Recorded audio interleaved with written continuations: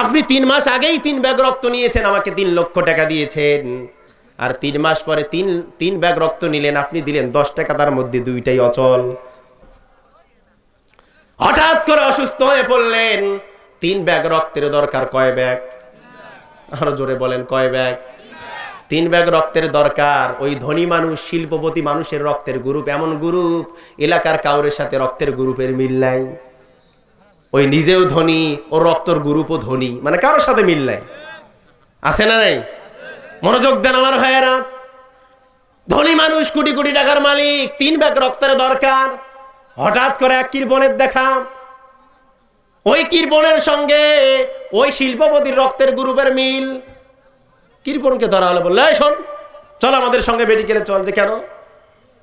যে রক্তের দরকার, 3 ব্যাগ রক্ত নেবো। দরকার না, আমি রক্ত দেবো না, আশ্চর্য ব্যাপার, আমি ঠিক মতো খাই না, আবার রক্ত দেব? বোঝেন তো, কৃপণ মানুষ এরকম হয় না? হয় না এরকম? যাবেই না। শিল্পপতি মানুষের লোকজন জোর করে ধরে মেডিকেলের মধ্যে নিয়েছে, চল বেটা। ধরে 3 ব্যাগ রক্ত নিয়েছে। কয় ব্যাগ? আরো জোরে বলেন, কয় ব্যাগ? 3 ব্যাগ অজ্ঞান করা হয়েছে, সেন্স হারিয়ে ফেলা হয়েছে। 3 ব্যাগ রক্ত নেওয়ার পর হুশ যখন ফিরে আসছে, বলতেছে আমি এখানে কেন, আমাকে কে এনেছে এখানে, আমাকে ছেড়ে দাও। এমন সময় বলছে, শোন, বেশি কথা বলবি না, তোর 3 ব্যাগ রক্ত নিয়েছি। মাথার মধ্যে হাত দিয়ে বলেছে, আমি ঠিক মতো ভাতে খাই না, আমাকে মারার জন্য চক্রান্ত করছেন, 3 ব্যাগ রক্ত নিয়েছেন আপনার, আমি মামলা করব। আছে না নাই এরকম? যাই হোক, শিল্পপতি মানুষের তো আর টাকার অভাব নেই, আছে নাকি? এই কান্নাকাটি দেখে তাড়াহুড়া করে পকেট থেকে 3 লক্ষ টাকার 3টা বান্ডিল বের করে দিয়েছে। কয়টা টাকা দিয়েছে? কয় লক্ষ? জোরে বলেন না, কয় লক্ষ? 3 লক্ষ টাকা। বর কয়খানে কি যে টাকা, কয় টাকা? 3 লক্ষ। 3 লক্ষ। খুশি হয়েছে না বেজার? আরো জোরে বলেন। এবার একটা মুচকি হাসি দিয়ে বলে যে আরো রক্ত লাগবে নাকি? এখন রক্তই দেয় না, টাকা যখন পাইলো বলতেছে আরো রক্ত লাগবে নাকি? বলে যে না, এখন লাগবে না, তবে মোবাইল নাম্বার দিয়ে যা, যখন লাগবে ফোন করে ডেকে তোর কাছে আমরা রক্ত নেব। মোবাইল নাম্বার দিয়ে গিয়েছি, শিল্পপতির মোবাইল নাম্বার নিয়ে গিয়েছে। 10 দিন পর ফোন দেয়, স্যার আমি ওই যে অমুক, আমার যে রক্ত নিলেন। বলে কেন ফোন দিয়েছে? যে রক্ত লাগবে নাকি? স্যার আমি তো রেডি। তার মানে ওর ধারণা রক্ত দিলেই তো টাকা পাওয়া যায়। কথা বলেন ঠিক কিনা? মাঝে মাঝে ফোন দেয়, বিরক্ত করে। 3 মাস পর আবারও রক্তের দরকার। কয় মাস পর? আরো জোরে বলেন। 3 মাস পর আবারও রক্তের দরকার। শিল্পপতি ফোন দিয়েছে, শোনো তুমি কোথায়? যে স্যার আমি তো বাড়িতে, রক্ত লাগবে নাকি? যে হ্যাঁ স্যার আমি এক্ষুনি আসতেছি, কাটেন মোবাইল, তাড়াতাড়ি আমি আসতেছি। এই মোবাইল কেটে দিয়ে তাড়াহুড়ো করে রওনা করছে। আবার ওই মেডিকেলের মধ্যে গিয়ে 3 ব্যাগ রক্ত দিয়েছে। এবার 3 ব্যাগ রক্ত আগের মধ্যে দিয়েছে, টাকা পাইছে কয় লাখ? আরো জোরে বলেন, 3 লাখ। এবার 3 ব্যাগ রক্ত দেওয়ার পর পকেট থেকে 5টা 2 টাকা বের করে দিয়েছে। 5টা 2 টাকা কয় টাকা হয়? 10 টাকা। তার মধ্যে 2টাই ছিঁড়া, অচল। এবার এই গরিব লোক, কৃপণ লোক বলল, আপনি মানুষ নাকি?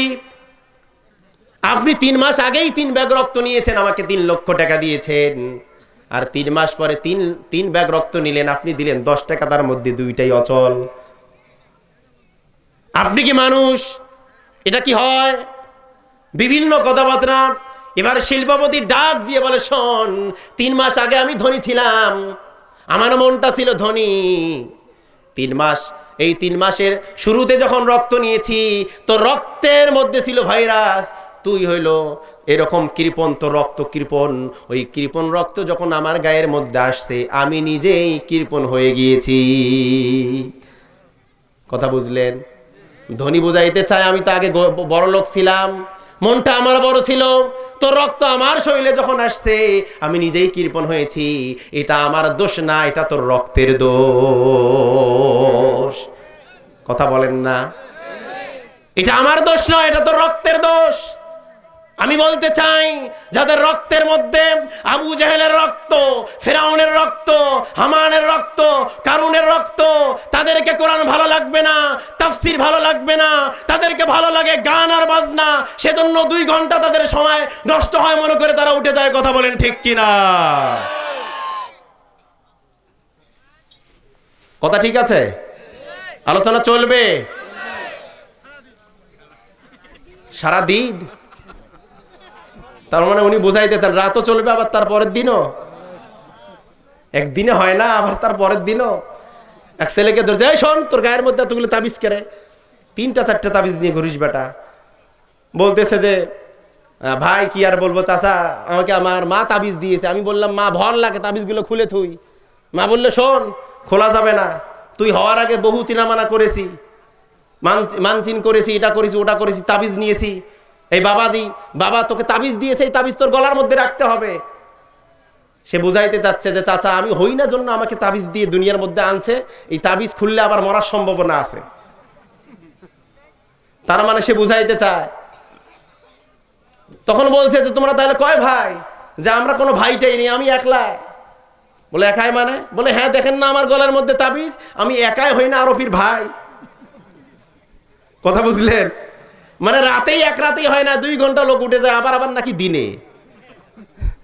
আজকেই হয় না আবার কালকে হবে, আজকে হবে, চলবে আলহামদুলিল্লাহ বলি। আর একটা লোক উঠবেন না তো। আসুন আলোচনার দিকে যাই। আমার বন্ধুগণ, সৌভাগ্যবান 7 প্রকারের মানুষ। আপনি নামাজি হন, আপনি রোজা করেন, আপনি হাজি হন, তাতে আপত্তি নাই। আপনি ওই 7 প্রকারের মানুষের মধ্যে যদি থাকেন তাহলে মনে করবেন আপনার ইবাদত কবুল হয়েছে। আর ওই 7 প্রকারের মানুষের মধ্যে যদি আপনি না থাকেন তাহলে আপনার ইবাদত আল্লাহর দরবারে কবুল হয় নাই। আমরা মানুষেরা এত বড় নাফরমান, এত বড় নিমক হারাম, মানুষেরা এত বড় নিমক হারাম, আল্লাহকে মানুষেরা চেনে না। কথা বলেন ঠিক কিনা? আরে ওই আল্লাহ আমাদেরকে সৃষ্টি করেছেন, আমাদের সৃষ্টিকর্তা কে? আরো জোরে বলেন আমাদের সৃষ্টিকর্তা কি? আল্লাহ আমাদেরকে সৃষ্টি করেছেন। আল্লাহ আমার মনে হয় দুঃখ করে একটা আয়াত পবিত্র কোরআনুল কারীমের মধ্যে বলেছেন, কাইফা তাকফুরুনা বিল্লাহি ওয়া কুনতুম আমওয়াতান ফাআহইয়াকুম সুম্মা ইউমীতুকুম সুম্মা ইউহয়ীকুম সুম্মা ইলাইহি তুরজাউন। আল্লাহু আকবার। সবাই বলুন আল্লাহু আকবার। আল্লাহ রাব্বুল আলামিন বলেন, বান্দা তোমরা কেমনে আমাকে ভুলে যাও? তুমি তো এক সময় কোন বস্তু হিসেবে, কোন মানুষ হিসেবে দুনিয়ার মধ্যে তোমার কোনো পরিচয় ছিল না। তুমি কেমনে আমাকে ভুলে যাও? কেমনে আমাকে ভুলে যাও? আমি আল্লাহ রাব্বুল আলামিন সাধারণ 2 ফোঁটা নাপাক পানির থেকে, ও বান্দা আমি তোমাকে সৃষ্টি করেছি, তুমি কেমনে আমাকে ভুলে যাও?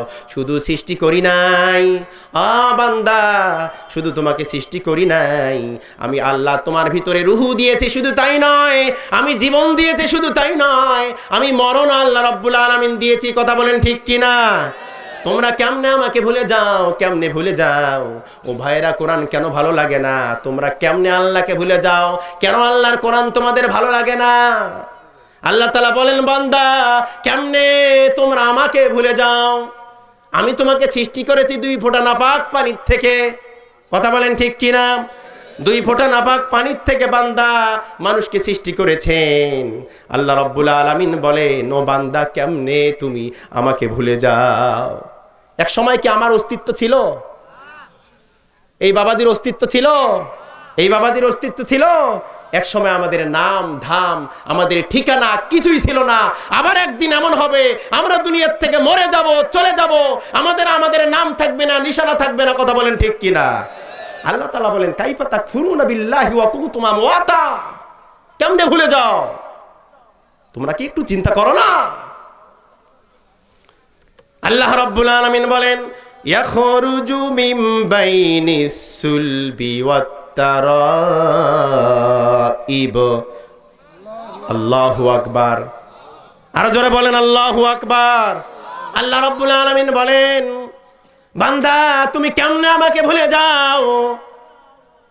ইয়াখরুজু মিন বাইনিস সুলবি ওয়াত তারাইব, যা বান্দার পৃষ্ঠদেশ থেকে এবং বক্ষ দেশ থেকে যে পানিটা নির্গত হয়, যে পানিটা বের হয়, এরকম 2 ফোঁটা নাপাক পানির থেকে আমি আল্লাহ রাব্বুল আলামিন তোমাকে সৃষ্টি করেছি। এলাকার মধ্যে আমার কোনো নাম ছিল না, দাম ছিল না, বংশ পরিচয় ছিল না। আল্লাহ রাব্বুল আলামিন বলেন, 2 ফোঁটা নাপাক পানির থেকে বান্দাকে আমি সৃষ্টি করেছি। ইয়াখরুজু মিন বাইনিস সুলবি ওয়াত তানাইব, সুলবুন বলা হয় ওই পানিটাকে, বাবার পৃষ্ঠদেশে যে পানিটা জমাট করেছে আল্লাহ রাব্বুল আলামিন, পুরুষের পৃষ্ঠদেশের মধ্যে যে পানি, এই পানিটা বাবা মায়ের মিলনের মাধ্যম দিয়ে এই পানিটা প্রবল আকারে, এই পানিটা যখন মায়ের রেহেমের মধ্যে প্রবেশ করেছে, আর মায়ের বক্ষ দেশ থেকে অত্তারাইব, যে পানিটাকে বলা হয় অত্তারাইব,